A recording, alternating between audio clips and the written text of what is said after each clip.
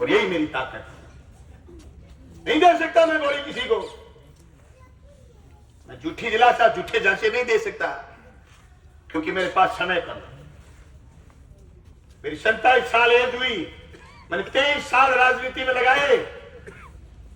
मैंने 23 साल का एक एक पल, एक एक क्षण लोगों की बात करने में गुजारा।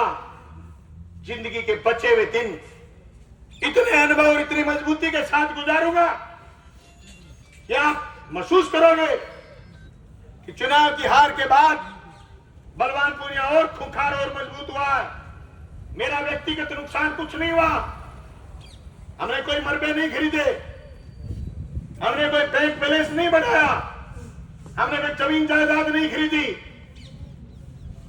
हमने कोई व्यक्तिगत फायदा इस सीट से घर के किसी भी मेंबर ने नहीं उठाया।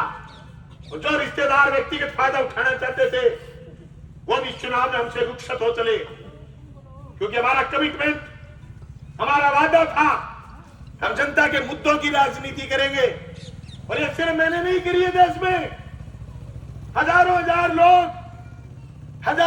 लोग अलग राजनीतिक दलों में जिनका ये कमिटमेंट और ये वादा होता है कि हम जनता के लिए करेंगे, इसीलिए व्यवस्थाएं चलती है। मेरे सामने अवसर था आपसे बड़ा होने का, लेकिन मेरी जिद नहीं थी और मेरी तमन्ना नहीं थी। जिस दिन गहलोत साहब की सरकार गिर रही थी, गहलोत साहब सरकार बचाने के लिए कुछ भी देने के लिए तैयार थे, और जो सरकार गिराना चाहते थे वो सरकार गिराने के लिए कुछ भी देने के लिए तैयार थे। लेकिन मैंने हॉस्पिटल मांगे, मैंने सड़क मांगी, मैंने बीमा मांगा, मैंने कॉलेज चुने, मैंने स्कूल चुने, मैंने व्यवस्थाएं चुनी, मैंने मेरा कद चुना।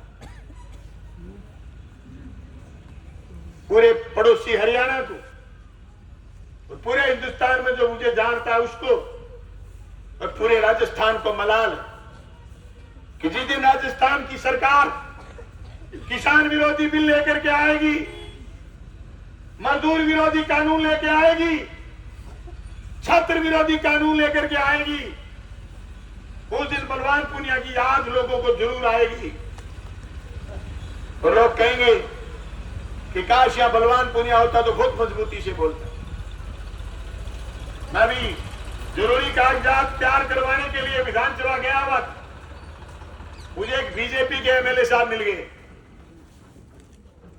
बोले यार बलवान थोड़ा सा फिसल गया यार, तेरे बिना विधानसभा में मजा नहीं आएगा, लड़ेंगे किसके साथ।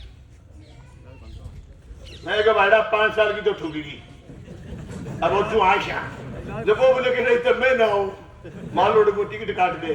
देखो हमने तो किया उसके मोदी सरकार भी कह सके चुनाव आगे करावा ही बढ़ते वो चुनाव हो नहीं, नो मोर लोग इलेक्शन इन डेमोक्रेसी। मोदी ये भी कह सकते, होने को कुछ भी हो सकता, लेकिन होगा ये कि किसान की, मजदूर की, छात्र की, नौजवान की, दलित की, पीड़ित की जहां भी आवाज लगानी पड़ेगी, अब वो आवाज राजस्थान की विधानसभा की बजाय सड़कों पर मजबूती से गूंजेगी।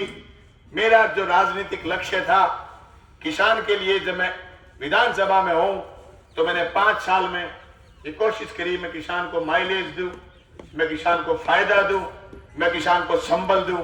मैंने 5 साल में किसी बैंक वाले से किसी किसान को परेशान नहीं करना, कोई एसडीएम के दफ्तर से किसी का कुर्की का नोटिस नहीं, कोई किसान का गला पकड़ने की स्थिति में नहीं। आज सुबह इतनी भयंकर धुंध के बावजूद 8:30 बजे मेरे पास 4 लोग आए, 4 नोटिस कि एमएलए साहब डांग दे रखे, 3रा नोटिस क्या कुर्की का कर।